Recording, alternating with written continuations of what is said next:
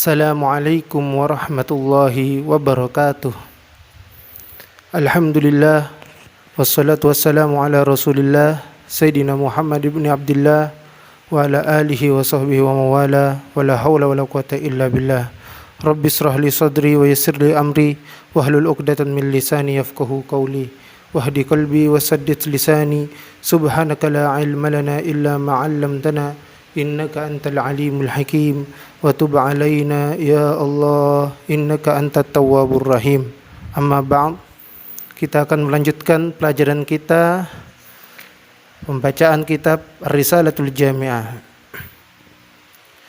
Qala musannif rahimahullah ta'ala wa nafa'ana Allah bi ulumi fi darain wa annahu alaihi salatu wassalamu sadiqun fi jami'i ma akhbarahu bi anillahi ta'ala minas sirati wal mizani wal haudi wa ghairi dhalika min umuril akhirah wal barzakh wa min su'alil malakaini wa adzabil qabr wa na'imih wa anna al-Qur'ana wa jami'a kutubillahi al-munazzala haqqun wal malaikata haqqun wal jannatu haqqun wan naru haqqun wa jami'a ma jaa'a bi sayyidina Muhammadin sallallahu alaihi wa alihi wasallam haqqan.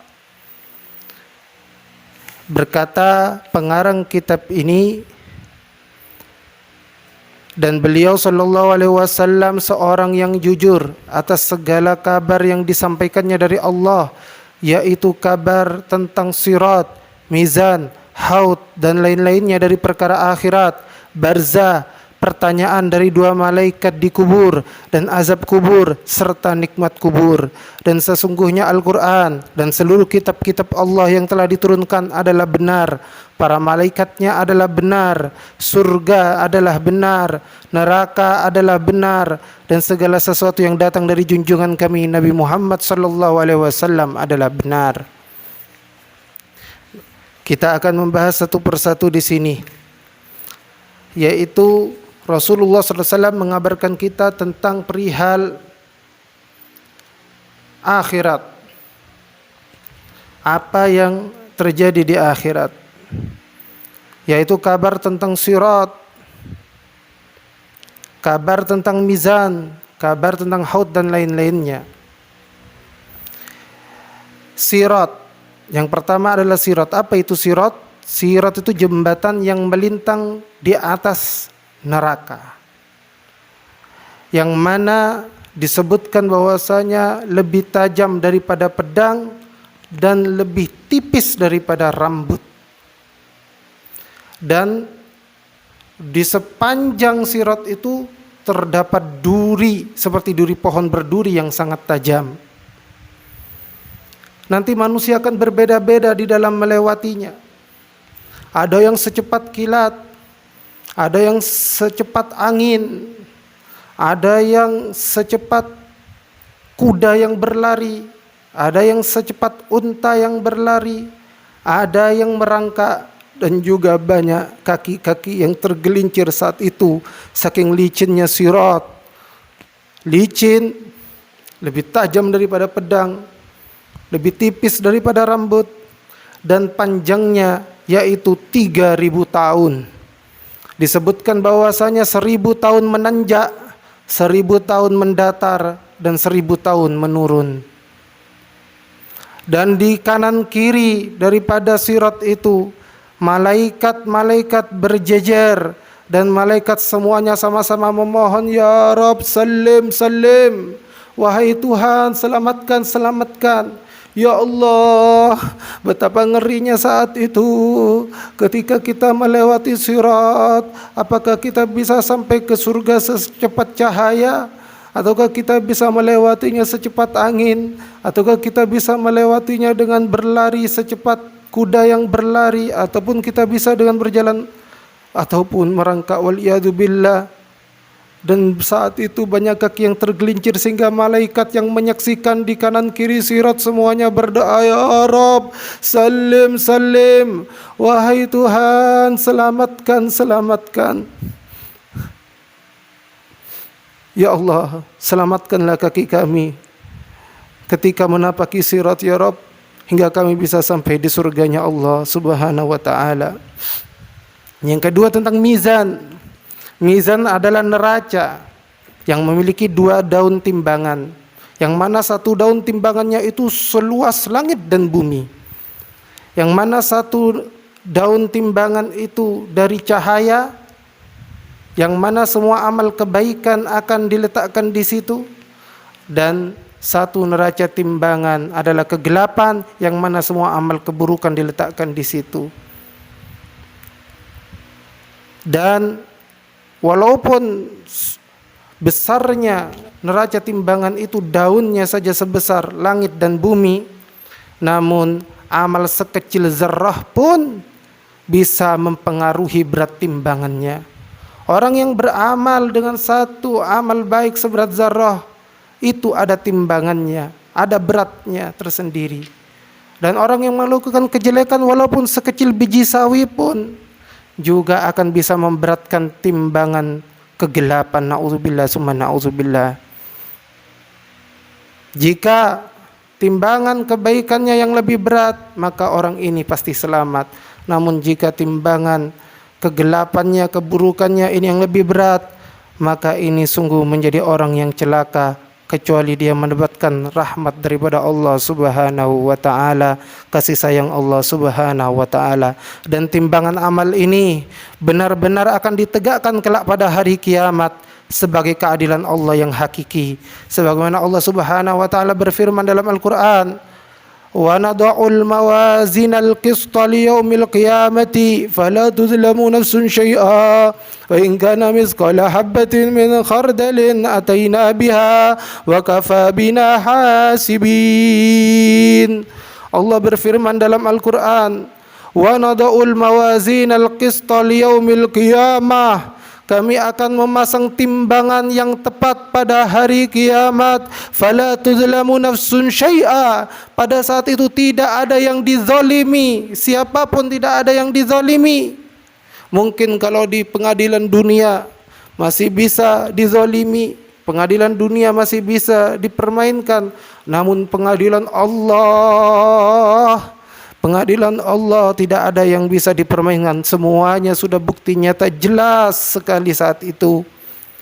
Dan Allah tidak pernah menzalimi hamba-hambanya.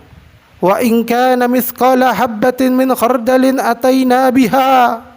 Dan jika amalan itu hanya seberat biji sawi pun, pasti kami mendatangkan pahalanya. Wa kafa bina hasibin, dan cukuplah kami menjadi orang-orang yang membuat perhitungan. Di akhirat tidak ada pengadilan selain pengadilannya Allah. Tidak ada hakim selain Allah. Tidak ada jaksa penuntut selain Allah. Tidak ada yang membuat perhitungan selain Allah Subhanahu wa ta'ala. Kemudian Nabi juga mengabarkan tentang haud. Apa itu haud? Haud yaitu telaga Nabi Muhammad sallallahu alaihi wasallam untuk meminum orang-orang mukmin sebelum masuk surga setelah mereka melewati sirat, setelah di padang mahsyar nanti, dan kemudian menjalani yaumil mizan, hari penimbangan. Kemudian mereka digiring ke tepi neraka yang mana di situ membentang sirat menuju surganya Allah. maka itu adalah hari-hari yang sangat letih, hari-hari yang sangat menegangkan.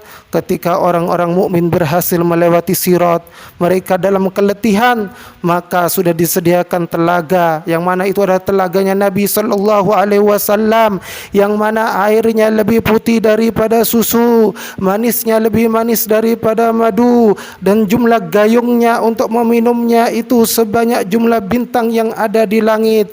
Dan luas daripada telaga Ahud ini yaitu perjalanan jalan kaki dalam waktu sebulan. Jadi luas sekali.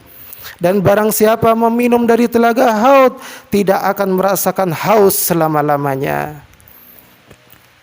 Kemudian Nabi melanjutkan, kemudian pengarang ini melanjutkan, dan lain-lainnya dari perkara akhirat. Seperti apa lain-lainnya dari perkara akhirat? Ya, seperti pemberian kitab amal, kemudian hari kebangkitan di padang mahsyar, memandang wajahnya Allah Subhanahu wa taala yang maha mulia, memandang Allah yang maha mulia nanti di surga. Kemudian tentang syafaat. Syafaat baginda Nabi Muhammad sallallahu alaihi wasallam. Apa itu syafaat? Syafaat adalah pertolongan atau pembelaan pada hari kiamat yang diberikan oleh Nabi kepada para umatnya atas izin Allah Subhanahu wa taala. Dan syafaat ini, syafaat Nabi ini ada 12 macam. Yang pertama syafaatul uzma. Ya, jadi syafaat ketika manusia diputusi pada hari kiamat, ini Nabi mengeluarkan atau memberikan syafaat yang paling agungnya. Kemudian yang kedua, syafaat terhadap orang-orang yang berhak masuk neraka lalu tidak jadi masuk neraka. Kemudian yang ketiga, syafaat bagi orang yang telah masuk neraka lalu mereka dapat keluar dari neraka. Keempat, syafaat Nabi bagi serombongan para manusia yang masuk surga tanpa hisab. Yang kelima, syafaat untuk mengangkat derajat di surga. Yang keenam, syafaat bagi orang-orang yang mati di Madinah. Ketujuh, syafaat Nabi untuk meringankan siksaan terhadap paman Nabi yaitu Abu Talib. Yang kedelapan, syafaat bagi orang yang membiasakan membaca salawat atas Nabi Muhammad sallallahu alaihi wasallam. Yang kesembilan, syafaat bagi orang yang amal kebaikan dan kejahatannya sama lalu dia masuk surga. Dan syafaat penghuni Al-A'raf lalu mereka masuk surga dengan syafaat Nabi. Yang ke-10, syafaat untuk memasukkan umat Nabi Muhammad ke surga sebelum umat yang lainnya. Dan yang terakhir adalah syafaat Nabi sallallahu alaihi wasallam terhadap orang-orang yang ahli melakukan perbuatan dosa besar dari umatnya. Demikian begitu mulianya hati baginda Rasulullah sallallahu alaihi wasallam. Rasulullah masih memikirkan umatnya yang melakukan dosa besar masih diberikan syafaat oleh baginda Nabi Muhammad. Lantas mengapa kita yang selalu dipikirkan oleh Nabi Muhammad, kita saat hidup ini tidak pernah memikirkan Nabi Muhammad? Kita lebih mementingkan dunia kita, kita lebih mementingkan harta kita, kita lebih mementingkan jabatan kita, kita lebih mementingkan keluarga kita dibandingkan mementingkan Nabi Muhammad. Padahal nanti di hari kiamat ketika tidak bermanfaat lagi harta, tidak bermanfaat lagi anak-anak, di saat itu Nabi Muhammad sallallahu alaihi wasallam lah yang memberikan syafaat kepada kita atas izin Allah Subhanahu wa taala. Oleh karena itu mari kita benar-benar mencintai baginda Nabi Muhammad sallallahu alaihi wasallam, mementingkan agamanya, mementingkan syariatnya, menghidupkan sunnah-sunnahnya, mengikuti akhlak-akhlaknya, sehingga kita nanti layak untuk mendapatkan syafaat dari baginda Nabi Muhammad sallallahu alaihi wasallam atas izin Allah Subhanahu wa taala fi yaumil qiyamah. Kemudian musannif kitab ini, pengarang kitab ini melanjutkan, dan juga Nabi mengabarkan tentang barzah. Apa itu barzah? Alam batas antara kehidupan dunia dan akhirat, yaitu di alam kubur. Jadi orang mati yang saat ini meninggal di alam kubur berada di alam barzah sampai menunggu datangnya hari kiamat. Jadi mereka sebelum dibangkitkan nanti di padang mahsyar, saat ini mereka berada di alam barzah.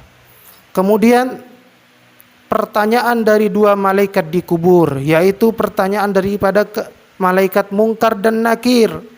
Mereka akan datang dengan gagah, mereka akan datang dengan berwibawa, bahkan mungkin menakutkan bagi sebagian orang, dan mereka akan bertanya tentang Tuhan, siapa Tuhanmu, bertanya tentang siapa nabimu, bertanya tentang apa agamamu. Maka bagi yang bisa menjawabnya pasti akan selamat, akan mendapatkan nikmat di alam kubur. Dan bagi yang tidak bisa menjawab pertanyaan daripada malaikat mungkar dan nakir ini akan mendapatkan azab di alam kubur. Apa itu azab kubur? Yaitu siksa yang terdapat di alam barzah sebelum di hari kiamat. Sebelum di akhirat, di alam barzah sudah ada azab. Ya. Bahwasanya Sayyidah Aisyah radhiyallahu taala anha pernah mengatakan bahwa ia bertanya kepada Rasulullah sallallahu alaihi wasallam tentang azab kubur. Maka Rasulullah sallallahu alaihi wasallam menjawab, "Na'am, azabul qabri haqqun." Benar, azab kubur itu nyata adanya. Maka sejak saat itu, kata Sayyidah Aisyah, aku tak pernah melihat Rasulullah melakukan sholat kecuali beliau berlindung kepada Allah dari siksa atau azab kubur. Rasulullah saja senantiasa di dalam sholatnya memohon perlindungan dari azab kubur. Padahal Rasulullah sudah dijamin masuk surga. Bagaimana lantas dengan kita yang masih belum jelas kita ini masuk surga atau masuk neraka, waliyadzubillah? Maka hendaknya kita senantiasa takut dengan apa yang ada siksa di dalam kubur. Kita dengan berdoa memohon kepada Allah Ta'ala agar kita dijauhkan daripada siksa kubur. Termasuk siksa kubur adalah disodorkan api kepada orang-orang kafir di setiap hari itu 2 kali. Allah Subhanahu wa taala berfirman dalam Al-Qur'an, "An-naru yu'raduna 'alaiha ghuduwan wa 'ashiyya." Api itu disodorkan kepada mereka di pagi hari dan di petang. Ini maksudnya siksa di alam kubur. Disodorkan kepada orang-orang kafir di waktu pagi dan di waktu petang. Dan termasuk juga siksa di dalam kubur adalah jepitan kubur hingga hancurlah tulang belulang. Termasuk juga azab kubur ini adalah pukulan daripada mungkar dan nakir dengan palu di antara kedua telinganya. Bagaimana kalau kita membayangkannya, sudah betapa mengerinya azab kubur ini. Termasuk yang diancam mendapat azab kubur ini adalah orang-orang yang sering berbuat maksiat dari kalangan orang Islam, yang akan mendapatkan azab yang lebih ringan daripada orang-orang kafir. Orang kafir mendapatkan azab pasti di alam barzah, dan orang-orang Islam yang bermaksiat juga mendapatkan azab di alam barzah, namun lebih ringan daripada orang-orang kafir. Kemudian nikmat kubur. Di antara nikmat kubur yaitu diluaskannya kuburnya, diberinya lampu penerangan, dibukakan jendela di dalamnya menuju ke surga. Jadi di barzah dia bisa melihat nikmatnya surga, dan dijadikan sebagai penggalan dari taman-tamannya, serta ditemani oleh amal solehnya yang berbentuk wajah seseorang yang paling dicintainya. Betapa menyenangkannya mereka yang di alam kubur mendapatkan nikmat, yaitu mereka orang-orang yang soleh, orang-orang yang selalu mengamalkan syariatnya Nabi Muhammad SAW, menghidupkan sunnah-sunnah Nabi SAW, mengikuti ajaran Nabi SAW dengan ketaatan dan ketundukan. Kemudian pengarang kitab ini melanjutkan, wa annal Qur'ana wa jami'i kutubillahil munazzalati haqq, dan sesungguhnya Al-Qur'an dan seluruh kitab-kitab Allah yang telah diturunkan itu adalah benar. Apa itu Al-Qur'an?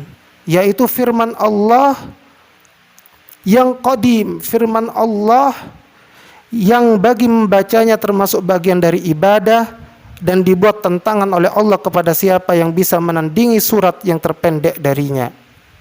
Ini firman Allah Subhanahu wa taala yang diturunkan kepada baginda Nabi Muhammad sallallahu alaihi wasallam.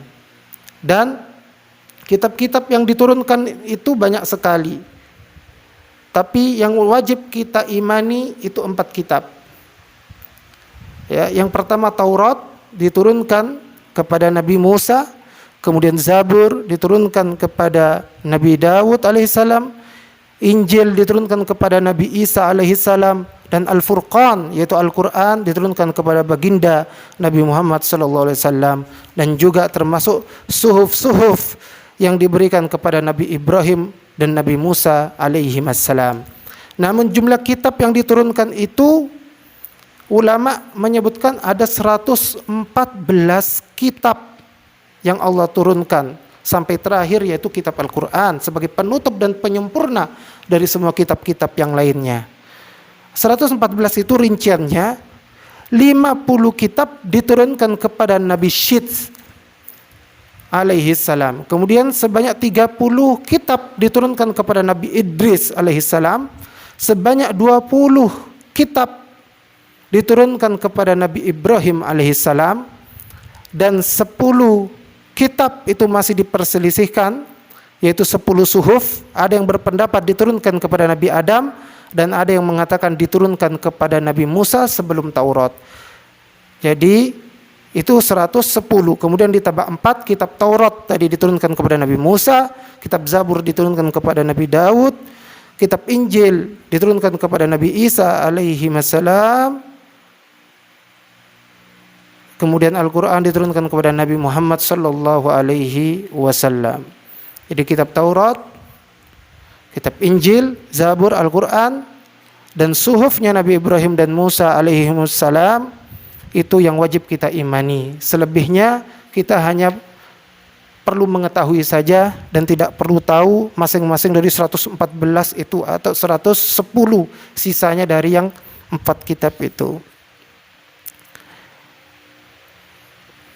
Ketahuilah bahwasanya yang wajib diiktikadkan atau diyakini di dalam hati adalah bahwa Allah Ta'ala menurunkan kitab-kitab kepada Rasulnya. Di dalamnya menjelaskan tentang perintah dan larangan Allah, janji dan ancamannya Allah Subhanahu wa Ta'ala. Al-Hafidh Ad-Dailami mengumumkan dalam hadis bahwasanya malaikat Jibril alaihissalam turun kepada Nabi Adam 12 kali, kepada Nabi Idris 4 kali, kepada Nabi Nuh 50 kali, kepada Nabi Yakub 4 kali, kepada Nabi Ibrahim 40 kali, kepada Nabi Musa 400 kali, kepada Nabi Ayub 3 kali, kepada Nabi Isa 10 kali, dan kepada Nabi kita Muhammad sallallahu alaihi wasallam sebanyak 24.000 kali dalam tidur dan jaganya.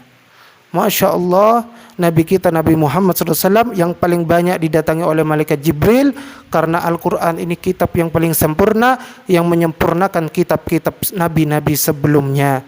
Dan kitab ini kekal dipakai sampai akhir zaman. Kemudian dilanjutkan oleh pengarang kitab ini, disebutkan wal malaikata haqqun, dan malaikat-malaikatnya adalah benar keberadaannya. Apa itu malaikat? Malaikat adalah makhluk yang diciptakan daripada cahaya.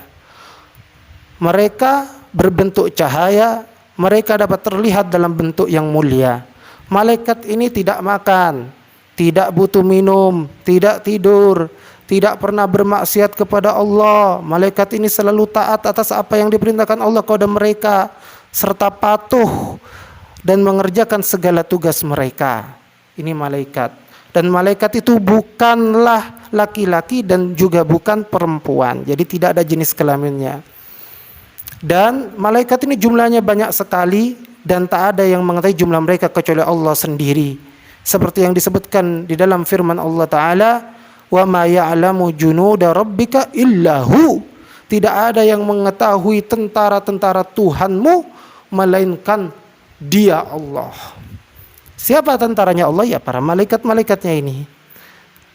Dan kita diwajibkan beriman atas keberadaan mereka dan membenarkan bahwa mereka adalah hamba-hamba Allah yang mulia. Diwajibkan bagi kita mengetahui 10 di antara mereka, yaitu 1, kita harus mengimani malaikat Jibril. Malaikat Jibril sebagai pembawa wahyu. Yang kedua, malaikat Mikail sebagai pengatur rizki dan hujan. Yang ketiga, malaikat Israfil, peniup sangkakala. Yang keempat, malaikat Israel, pencabut nyawa. Yang kelima dan keenam yaitu Mungkar dan Nakir, yang tugasnya sebagai penanya orang yang sudah mati di alam barzah, di dalam kubur. Yang ketujuh dan kedelapan adalah Raqib dan Atid, bertugas sebagai penulis catatan amal kebaikan dan keburukan. Yang ke-9 adalah malaikat Malik, yaitu penjaga neraka, dan yang 10 malaikat Ridwan, penjaga surga. Kemudian dilanjutkan di sini oleh pengarang kitab, wal jannata haqqun wan naru haqqun. Surganya adalah benar dan nerakanya itu benar. Surga dan neraka itu benar adanya. Surga adalah negeri kenikmatan yang diciptakan sebagai pahala atau balasan bagi orang-orang yang beramal soleh. Terdapat 7 tingkatan. Yang tertinggi adalah surga Firdaus. Surga Firdaus ini diciptakan dari emas yang berwarna merah. Kemudian turun yang kedua yaitu surga Aden. Surga Aden ini diciptakan dari permata yang putih. Kemudian surga Khuld.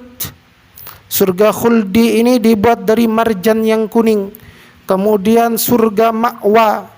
Surga Ma'wa diciptakan dari zabaruj yang hijau. Kemudian surga Darussalam, ya tadi Firdaus, Aden, Khuld, Naim. Surga Naim dibuat dari perak yang putih. Kemudian surga Ma'wa yang dibuat dari zabaruj yang hijau. Kemudian surga Darussalam diciptakan dari yakut yang merah. Kemudian surga Darul Jalal diciptakan dari mutiara yang putih. Dari 7 tingkatan ini yang tertinggi Firdaus, lalu Aden, lalu surga Khuld, lalu surga Naim, Ma'wa, Darussalam, kemudian Darul Jalal. Kemudian neraka itu juga benar adanya. Neraka adalah negeri siksa. Terdapat 7 tingkatan di dalamnya. Yang tertinggi adalah Jahannam, lalu Ladha, lalu Hutama, Sa'ir, Saqar, Jahim, kemudian Hawiyah. Manusia yang paling ringan siksanya di hari kiamat di neraka itu adalah dia diberi sandal api oleh Allah, dan panas dari kedua sandal itu sampai mendidihkan otaknya. Allah Subhanahu wa taala berfirman, likulli babim minhum juz'um maqsumun. Di neraka itu memiliki 7 pintu, dan tiap-tiap pintu telah ditetapkan untuk golongan tertentu dari mereka. Pintu terendah yang paling bawah yaitu neraka Hawiyah, yang paling dasar daripada neraka. Untuk siapa? Untuk orang-orang munafik dan orang-orang yang mengingkari Ashabul Maidah, dan untuk keluarganya Fir'aun. Jadi orang munafik berada di neraka Hawiyah, di dasar neraka, pintu neraka yang paling bawah. Kemudian di atasnya adalah neraka Jahim, yang disediakan Allah untuk orang-orang musyrik yang menyekutukan Allah, yang mengadakan Tuhan atau tandingan selain Allah Subhanahu wa taala. Kemudian yang ketiga di atasnya lagi yaitu neraka Saqar, untuk orang-orang yang beragama Sabi'iyah. Sabi'i yaitu yang menyembah matahari, bintang, ya, Sabi'iyah. Kemudian neraka Ladha. Neraka Ladha ini disediakan untuk iblis dan para pengikutnya, serta orang-orang Majusi, yaitu orang-orang yang menyembah api. Kemudian yang kelima, neraka Hutama. Yang di atasnya ini neraka Hutama. Neraka Hutama disediakan untuk orang-orang Yahudi, orang-orang yang dimurkai oleh Allah Subhanahu wa taala. Kemudian yang keenam, di atasnya lagi yang lebih ringan, yaitu neraka Sa'ir. Neraka Sa'ir itu disediakan untuk orang-orang Nasrani, orang-orang yang tersesat di dalam agamanya. Kemudian yang ketujuh, yang paling ringan, yang paling atas, yaitu neraka Jahannam, disediakan untuk umat Nabi Muhammad sallallahu alaihi wasallam yang ahli melakukan perbuatan dosa besar dan mereka mati belum bertaubat dari dosa besarnya itu.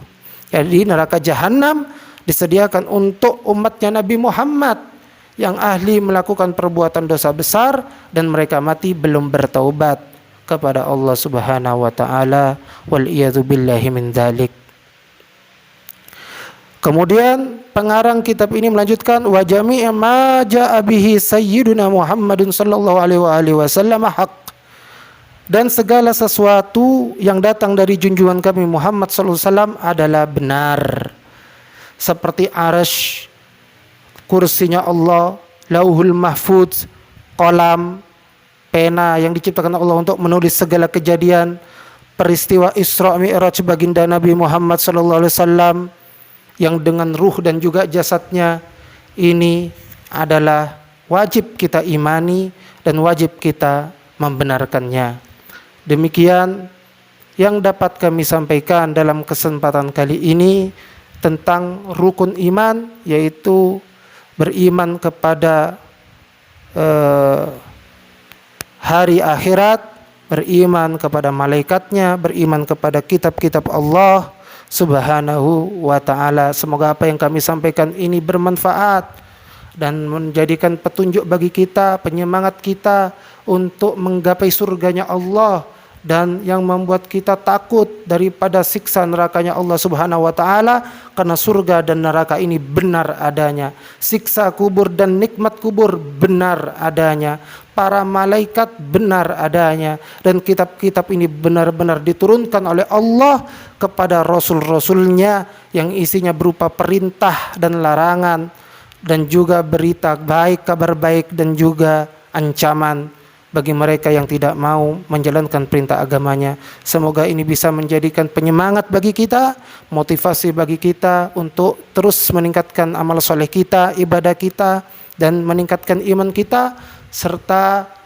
sebagai peringatan bagi kita untuk menjauhi maksiat, apa-apa yang dilarang oleh Allah Subhanahu wa ta'ala. Dan berikutnya, pada kesempatan yang berikutnya, kita akan lanjutkan dengan rukun Islam, mulai dari tohara hingga haji. InsyaAllah, semoga Allah memberikan kita umur yang barokah. Ilal liqa. Jika ada pertanyaan bisa disampaikan di kolom komentar di channel YouTube kami, yaitu di channel Al Barokat TV. InsyaAllah kami akan menjawabnya sesuai dengan kemampuan kami, atau kami bisa menanyakannya kepada masyayikh yang lebih ahli daripada kami untuk menjawab pertanyaan-pertanyaan Anda. Demikian yang dapat kami sampaikan. Wal afu minkum wabillahi taufiq wal hidayah. Wassalamualaikum warahmatullahi wabarakatuh.